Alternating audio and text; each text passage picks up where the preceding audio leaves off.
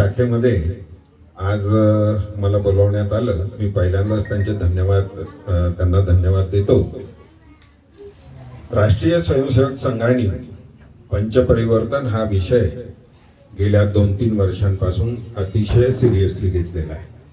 या पंचपरिवर्तन मध्ये पर्यावरणाबद्दल आपण कसं जागरूक राहायला पाहिजे यासाठी पर्यावरण हा एक विषय घेतलेला आहे.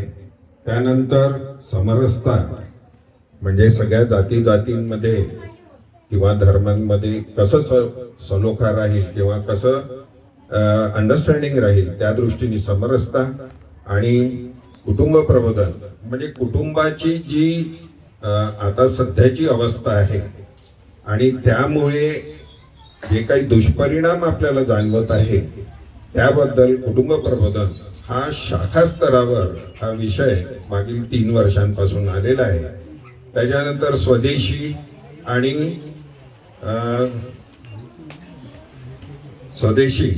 आणि समरसता नागरिक कर्तव्य हाही विषय प्रामुख्याने घेण्यात आलेला आहे.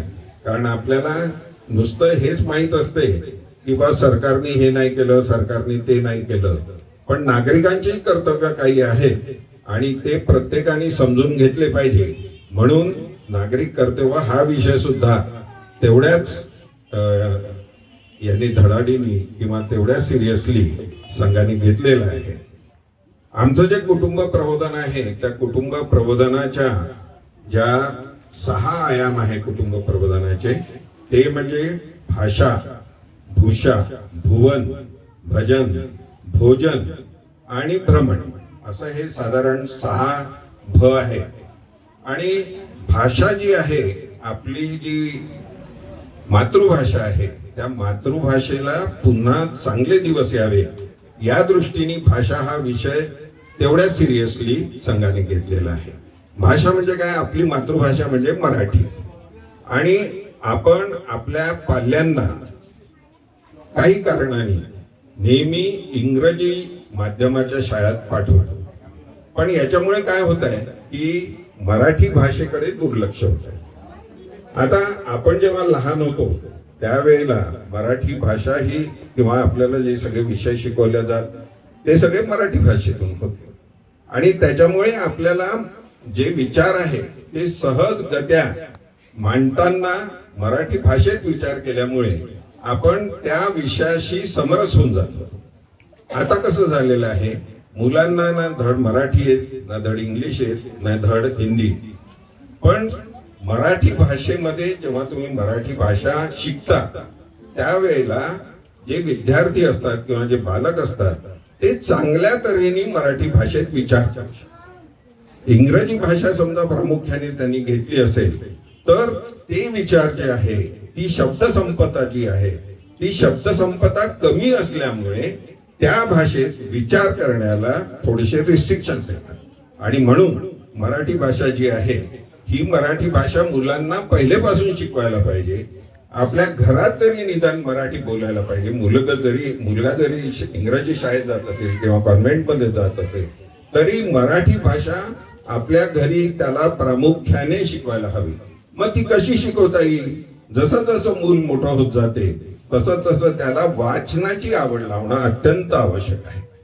आता पहा तुम्ही, आपण जेव्हा लहान होतो किंवा एक तारुण्यात होतो त्यावेळेला कितीतरी लेखक मराठीतले फार सुप्रसिद्ध होते की नाही?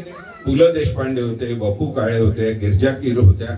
म्हणजे या मराठी भाषेमध्ये साहित्य इतकं विपुल प्रमाणात तयार झालं आणि त्या साहित्यातून जेव्हा तुम्ही ते वाचन करता त्याच वाचनातून तुम्हाला आपोआप संस्कार मिळतात मराठीचे किंवा आपल्या भारतीयाचे किंवा हिंदुत्वाचे जे संस्कार आहे. ही वाचनाची आवड केव्हा निर्माण होते? ज्या वेळेला त्या भाषेमध्ये प्रचंड प्रमाणावर किंवा विपुल प्रमाणावर किंवा चांगलं साहित्य तयार होते. आता तुम्ही मला सांगा की हे सगळे लेखक मंडळी जी मागच्या पिढीतली होती त्यानंतर या पिढीतल्या मला 2 लेखकांचे नाव सांगा की ज्यांची तुम्ही कादंबरी वाचली किंवा ज्यांचं तुम्ही लेख वाचले किंवा ज्यांचं तुम्ही जे साहित्य आहे ते वाचले. थोडी मला 2 लेखक याच्यात या युगात या काळातले सांगा मला. जसं वपू काळे होते, पु ल देशपांडे होते, त्याच्यानंतर रणजित देसाई होते, हे यांनी प्रचंड प्रमाणावर नाटकं मराठीतले, जसे विवा शिरवडकर होते, नटसम्राट त्यांचं नाटक आहे.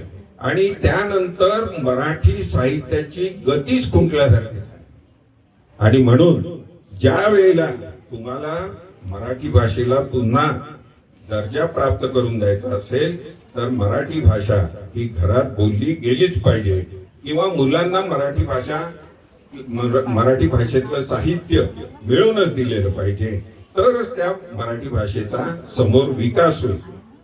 भाषेमध्ये समजा तुम्ही मुलांना विचार करायला उद्युक्त केलं तर ते आपले विचार जे आहे ते स्पष्टपणे मांडू शकतात, एवढं नक्की. म्हणून मराठी भाषा मुलांना नक्की शिकवा, आपल्या घरात तरी मराठी भाषा शिकवत जा. आणि त्याच्यानंतर आहे जो दुसरा आयाम आहे तो भूषा. भूषा म्हणजे आपल्या संस्कृतीमध्ये जे अपेक्षित आहे भूषा करणं, ते भूषा म्हणजे काय की तुमचा ड्रेस किंवा तुमचा पेहराव, हा पेहराव कसा असला पाहिजे, आपल्या संस्कृतीला जवळपास पोहोचणारा संस्कार पाहिजे. आजकालचे जे बऱ्याच ठिकाणी मोठ्या शहरांमध्ये जे कपडे घातले जातात ते कपडे पाहून तुम्हाला असं ऑकवर्ड होते. आणि भाषा जी आहे किंवा सॉरी भूषा जी आहे ही भूषा त्या माणसाचं व्यक्तिमत्व दाखवते. जे ड्रेस तुम्ही घालता, जी रंगसंगती तुम्ही वापरता, त्यांनी समोरच्या माणसाला तुमचं व्यक्तिमत्व लक्षात येते.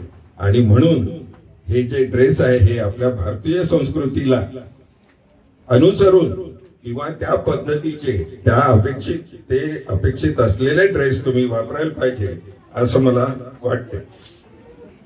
तिसरा जो आयाम आहे तो आहे भुवन, आपलं घर. घर कसं असायला हवं, नको तर नुसत्या भिंती, तर घराला घरपण देणार घर असायला हवं. घरपण म्हणजे काय की परस्परांबद्दल जिव्हाळा, परस्परांबद्दल प्रेम, परस्परांबद्दल आदर आणि पूर्ण सर्वसमावेशकता असायला हवी. आणि याच्यासाठी हे पूर्ण सर्वसमावेशक म्हणजे काय, तर परस्परांवर प्रेम करणं, त्यांचे विचार समजून घेणं, तुमच्या विचारांशी ते विचार जुळत नसतील तरी पण त्यांना अकोमोडेट करणं, हे परस्परांचं सर्वसमावेशक असं वातावरण आज घरात असलं पाहिजे. आता या घरात तुम्हाला प्रेम निर्माण करायचं असेल तर सहवास लाभणं अत्यंत आवश्यक आहे. आणि हा सहवास केव्हा लाभेल तर तुम्ही काही वेळ हा ज्या कुटुंबामध्ये जे सदस्य आहे त्यांच्याशी बोललं पाहिजे. पण आता काय झालेलं आहे, आता मोबाईल आणि टीव्ही, कुटुंबात समजा 4 जण असतील तरी डायनिंग टेबलवर किंवा जेवताना सुद्धा फक्त मोबाईल पाहण्याकडे सगळ्यांचा कल असतो. जेवणाकडे लक्ष नाही राहत, आपापसात संवादही नाही राहत. जेव्हा तेव्हा वेळ मिळेल तेव्हा सगळेजण मोबाईल घेऊन बसतात. बरं, या मोबाईल मध्ये काय पाहतात, तर मोबाईल मध्ये व्हॉट्सअप नाहीतर मग चॅट, याच्याशिवाय पलीकडे काहीही मोबाईल मध्ये पाहत नाही. पण हे वेळ घालवायचं एक साधन आहे. हे मोबाईल जो आहे हे व्यसन निर्माण करणारं साधन आहे. म्हणजे तुम्ही अगदी बोलणं संपलं की लगेच मोबाईल काढता आणि मोबाईल पाहता. आता सायंटिफिकली असं प्रूव्ह झालेलं आहे की तुम्ही झोपेच्या आधी, म्हणजे जी तुमची झोपेची वेळ आहे त्याच्या अर्धा तास आधी तरी टीव्ही आणि मोबाईल बंद करायला पाहिजे. नाहीतर त्याचं जे रेडिएशन येते किंवा त्याच्या जे वेव्स असतात त्याच्यामुळे तुमचा मेंदू जो आहे हा मेंदू काम करत नाही किंवा मेंदू त्या गतीने काम करत नाही, तुमची झोप उडून जाते. आणि हे टाळण्यासाठी तुम्हाला मोबाईलचा वापर हा कमीत कमी करण्याकडे तुम्ही लक्ष दिलं पाहिजे. त्याशिवाय पालकांचं हे कर्तव्य आहे की आपला मुलगा मोबाईल मध्ये काय पाहतो, कारण आपण त्यांना नेट दिलेलं असते, त्याच्यानंतर वायफाय दिलेलं असते, मोबाईलही खूप फीचर्स असलेले मोबाईल देतो आपण त्यांना. तर तो मुलगा किंवा ती मुलगी जी साधारण न समज असण्याच्या वयात असते त्या वयामध्ये तिने काय पाहावं किंवा त्यांनी काय पाहावं याकडे तुमचं लक्ष असणं अत्यंत गरजेचं आहे. म्हणून पालकांनी मोबाईलचा जो वापर आहे हा मुलांना, मोबाईल ही अतिशय चांगली गोष्ट आहे, प्रश्नच नाही, त्याच्यावर तुम्हाला बरंचसं ज्ञान मिळते, पण ते खरोखरच तुम्ही फक्त नॉलेज घेताय की काही इतर साइट्स बघताय हे पाहणं हे पालकांचं कर्तव्य आहे. त्याच्यामुळे या दोन गोष्टींवर, टीव्हीचा जो वापर आहे आणि मोबाईलचा जो वापर आहे हा कमीत कमी असायला हवा पाहिजे, किंवा आवश्यक असेल तरच तो करायचा, ही एक शिस्त घरात पालकांनी टाकणं किंवा पाळणं हे अतिशय महत्वाचं आहे. त्याच्यानंतर कमीत कमी एक किंवा तुम्ही एकत्र आलेले असताना कोणते विषय घ्यायचे, तर साधारण आजचा दिवस कसा गेला, तुझ्या शाळेत आज काय घटना घडल्या, तू आज पेपर मध्ये काय वाचलं आणि त्याच्यामध्ये तुझं त्या बातमीबद्दल किंवा या घटनेबद्दल काय मत आहे, हे तुम्ही चर्चात्मकरित्या मुलांसोबत हे करायला हवं. म्हणजे त्यांनी जो संवाद निर्माण होतो पालकांमध्ये आणि पाल्यांमध्ये हा अतिशय पॉझिटिव्ह संवाद निर्माण होतो. त्यांचे विचार तुम्हाला समजतात आणि तुमचे विचार त्यांना समजतात, हे महत्वाचं आहे. आणि म्हणून सगळ्या कुटुंबाच्या सगळ्या मेंबर्सनी दिवसातून एकदा तरी नीट बोललं पाहिजे, एकमेकांचे विचार समजून घेतले पाहिजे, हे आपल्याला अभिप्रेत आहे. त्यानंतर मुलांना आजूबाजूच्या लोकांशी किंवा घरात येणारे जे कामगार आहे, जी बाई आहे, त्यांना आदरपूर्वक त्यांनी वागवलं पाहिजे किंवा त्यांनी त्यांच्याशी बोललं पाहिजे, तरच आपलं ही जी संस्कृती आहे ही संस्कृती जिवंत राहील. नाहीतर मुलं हे फक्त मोबाईल मध्ये राहिले किंवा टीव्हीवर राहिले तर त्या घराचं जे सांस्कृतिक वर्धन व्हायला पाहिजे ते सांस्कृतिक वर्धन होणार नाही. म्हणून घरामध्ये कसं वातावरण ठेवायचं, तर परस्परांवर प्रेम, परस्परांबद्दल जिव्हाळा, परस्परांचे विचार जाणून घेणं हे अतिशय महत्वाचं आहे. साधारण टीव्ही बंद करूनच जेवायला हवं. जेवताना साधारण मैद्याचे जे पदार्थ आहे ते टाळायला हवे आणि गृहिणीच्या हातचं जेवण ज्याच्यामध्ये प्रेम आहे, ज्याच्यामध्ये जिव्हाळा आहे, ज्याच्यामध्ये त्याग आहे, असं जेवण साधारण घ्यायला पाहिजे. आणि तेलकट पदार्थ,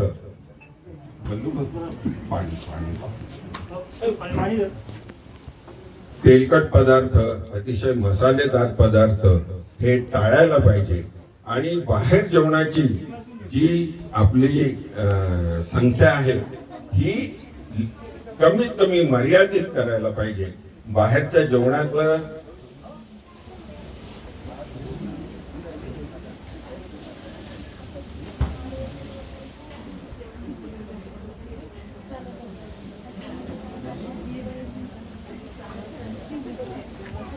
बाहेरच्या जेवणातले जे मसाले असतात ते चांगले नसतात, तामसी पदार्थ असतात. हे तामसी पदार्थामुळे माणसाची जी विचार करायची प्रवृत्ती आहे ही जरा एक्स्ट्रीम दिशेला जाते.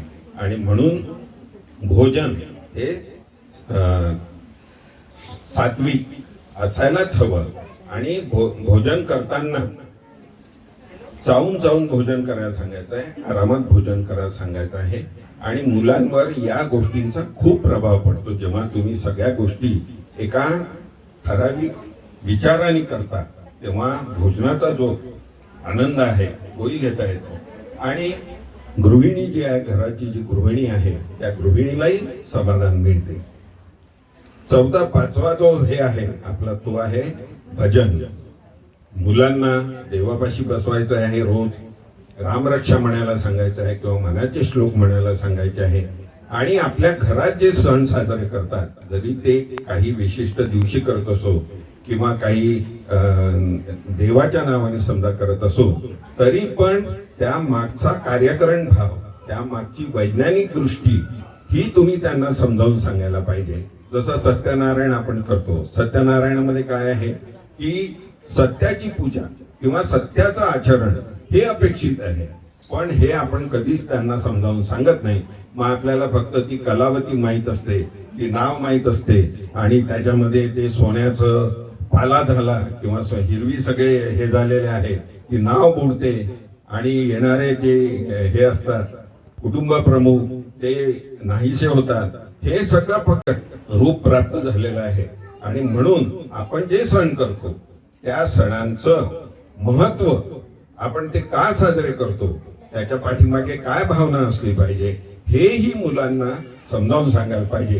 तरच मुलं हे जे आहे आपले जे भारतीय सण आहे हे चांगल्या भावनेने त्यांचा स्वीकार करतील असं आपल्या याच्यात सांगितलेलं आहे.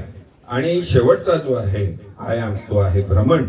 भ्रमण तुम्ही सगळ्या कुटुंबांनी वर्षातून एकदा तरी बाहेर 5-6 दिवस 8 दिवस बाहेरचा फेरफटका मारायला पाहिजे, फिरायला गेलं पाहिजे. आणि आपल्या पहिली महत्वाची गोष्ट म्हणजे आपली कुलदेवता जी आहे त्या कुलदेवतेपाशी वर्षातून एकदा तरी गेलं पाहिजे आणि तिथे कुलदेवतेची पूजा आणि कुलदेवतेचं महत्व हे सगळं समजावून सांगितलं पाहिजे. हाच कुटुंब प्रबोधनाचा हे 6 मुख्य आयाम आहे. आणि जेव्हा आपण हे आयाम व्यवस्थित पाळू तेव्हा मग आपल्याला जे संस्कार मुलांवर पाहिजे आहे ते संस्कार आपण करू शकू. आता पहा, आपली जी सध्याची तरुण पिढी आहे त्या तरुण पिढीला खरोखरच म्हणजे भरकटलेली आहे असंच म्हणायला पाहिजे. कारण सगळा जो आपला जो जोर आहे हा भौतिक सुखाकडे आहे. मुलगा शिकायचा किंवा त्यांनी ग्रॅज्युएशन करायचं, त्या ग्रॅज्युएशनचा उपयोग काय आहे तर पैसा कमावण्याकडे, एवढाच आपला आजकाल उद्देश झालेला आहे. हे भौतिक सुख आहे. पण भौतिक सुख आणि आध्यात्मिक सुख, आध्यात्मिक जेव्हा आपण अध्यात्माकडे जातो, हे दोन्ही जेव्हा आपण या बॅलन्स ठेवतो या दोन्ही गोष्टींचं, तेव्हाच ते राष्ट्र हे प्रगती पथावर जाते. त्या राष्ट्रातले जे नागरिक आहे ते सुदृढ आणि जबाबदारीने वागणारे आहे. ते कायद्याला मान देतील, कायद्याचं पालन करतील. पण कायद्याचं पालन करताना भीतीपोटी कायद्याचं पालन नाही करणार, तर कायदा म्हणजे तसं वागण्यात समाजाचं कसं भलं आहे, कायद्याचं पालन समाजात केल्याने समाजाचं कसं भलं होते आणि देश, पूर्ण देश हा जो आहे हा प्रगतीपथावर. कारण कुटुंब म्हणजे समाज, कुटुंब हा समाजाचा घटक आहे. जेव्हा प्रत्येक कुटुंब हे निर्भीड आणि विचार करणार असेल त्यावेळेलाच तुमचा जो समाज आहे हा समाज एक चांगल्या अवस्थेत येईल आणि तो समाज पूर्ण निर्भीड आणि कोणालाही न घाबरणारा राहील, पण कायद्याचं पालन राहील. सामाजिक संस्कृती जी आहे त्याचं पालन करणारा राहील. आणि हे समजा आपण केलं आणि याचा प्रचार संघाच्या माध्यमातून आपण चांगला व्यवस्थितरित्या केला तर मला नक्की खात्री आहे की आपला समाज हा सुदृढ होईल. आपण राष्ट्रांकडे सध्या जायचं असेल, हे कुटुंब प्रबोधन जे आहे हे कुटुंब प्रबोधन प्रत्येक कुटुंबापर्यंत पोहोचवणं अत्यंत आवश्यक आहे. धन्यवाद.